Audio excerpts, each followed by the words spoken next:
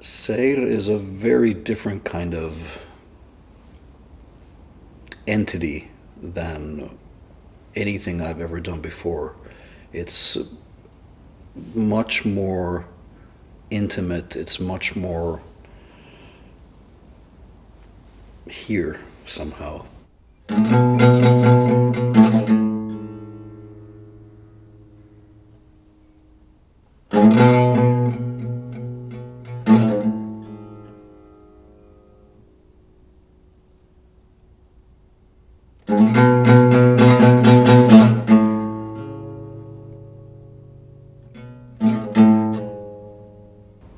Drawing inward towards more introspective spaces, more personal reflection, more space of something rugged, earthy, just touch, fingers, bare feet in soil.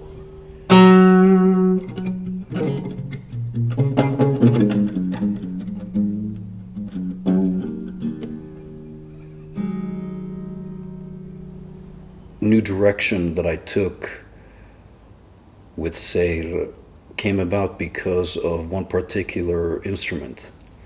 I was given a very generous gift by a former student of mine, Lizzie. She had gone on to focus mainly on classical guitar in her own musical studies, but when she originally came to me to study, she had this gorgeous late 1940s Gibson LG2 acoustic guitar that had belonged to her grandfather. And later, I got a phone call that she would like to give it to me as a gift. And my heart just melted. And it was, I don't have words for how much that meant to me. I had this intuition that there was a lot of music inside it, a lot of stories, a lot of almost like old folks' wisdom that was still wanting to come out. And in a way, that was really what sparked the whole idea of sayr.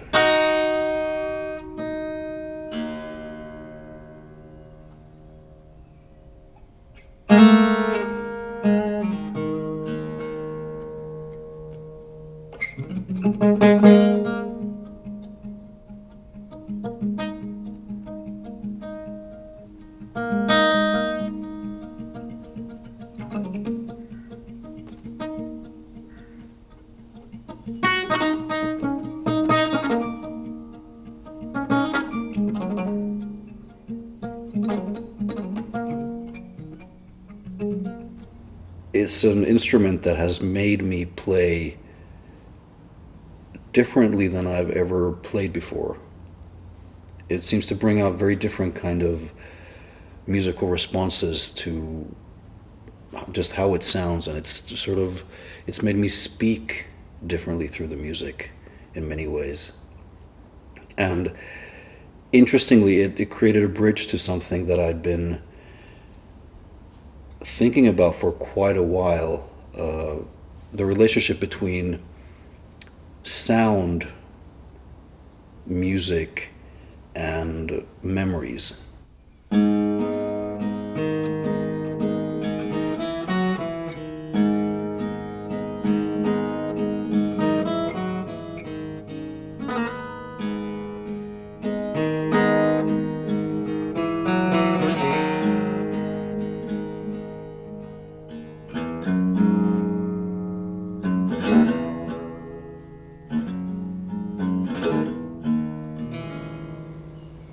I lived quite a transient childhood. My family moved between Rovaniemi on the Arctic Circle in northern Finland and Amman in Jordan, Dar es Salaam, Tanzania, Muscat in Oman, and Beirut, Lebanon, between age 6 and 15.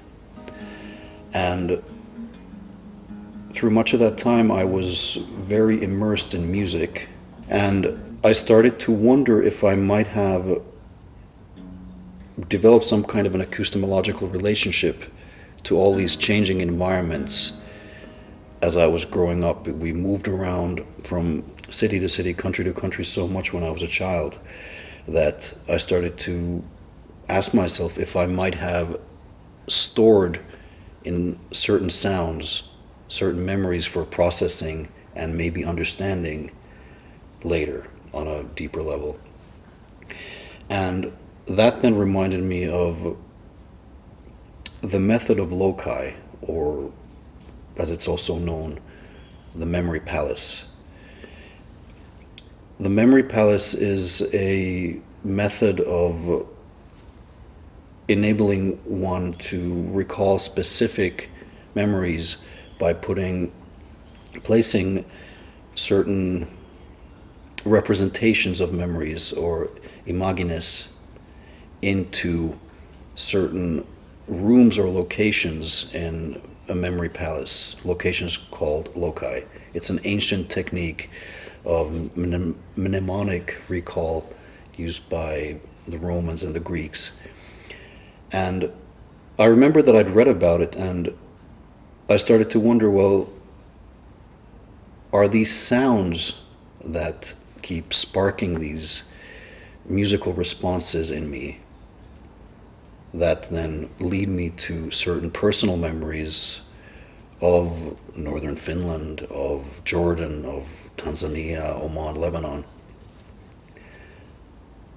What if those are musical loci? And what would happen if I were to create a musical memory palace where I choose certain inspiring musical loci as gestural musical cells, and I just start to navigate between the rooms of this memory palace and see what kinds of musical imagines come.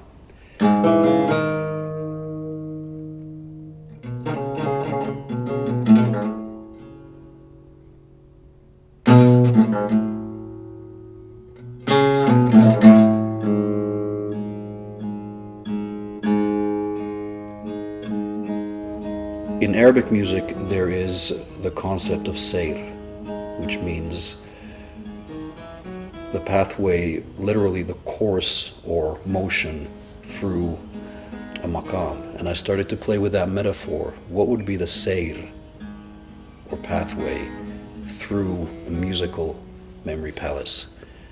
And that is the essence of what sayr means to me.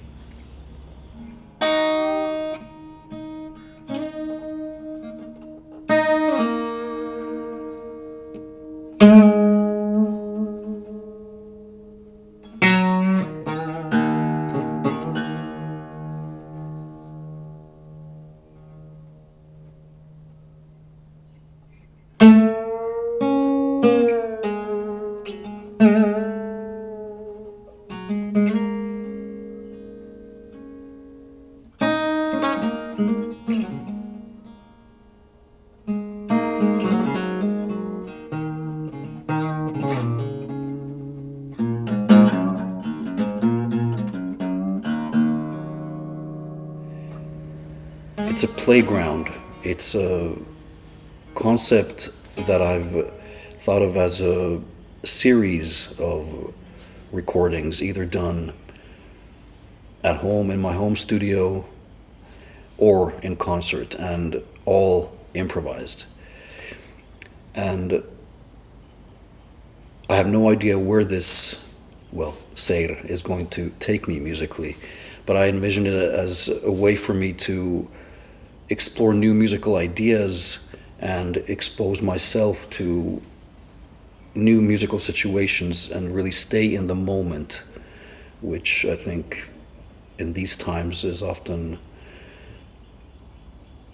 let's say, challenging. It's a lost art, I find. Presence, being here, being in the moment.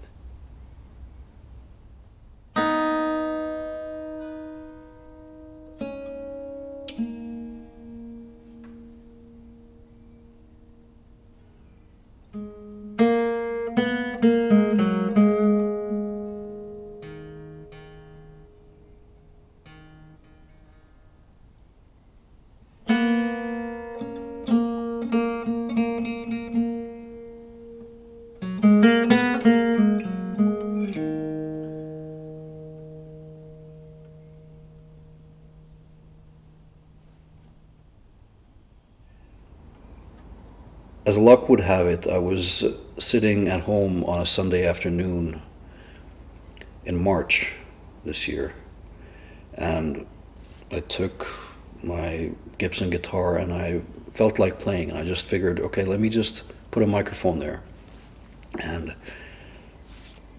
started Logic and hit record, and out of the blue came 40 minutes of music, and that became the first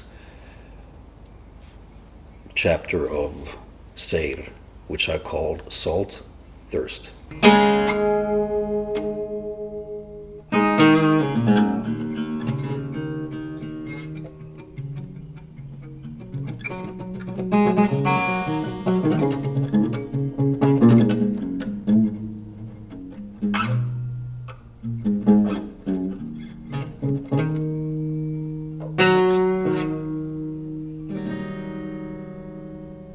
It became this tapestry of string, drum, and voice in a way, even though it is just a steel string guitar.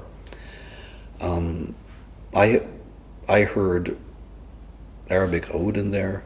I heard the Finnish kantele. I heard, of course, guitar. I heard the West African kora. I heard the Moroccan sintir or gimbri. I was really taken by how it seemed to sort of revolve around this, almost like a taksim type of improvisation around shades of blue, if you will. I hear a lot of references to however one conceives of the blues.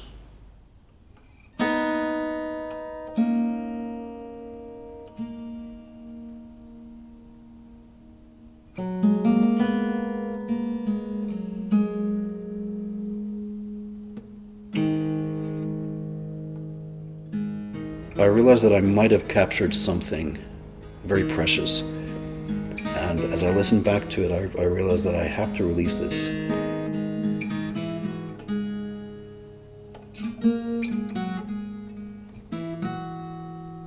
It is rugged, it's earthy, it is unedited, except for the removal of me sneezing once. In a way, it makes things a lot more intimate because it's just me, and it's then just the listener.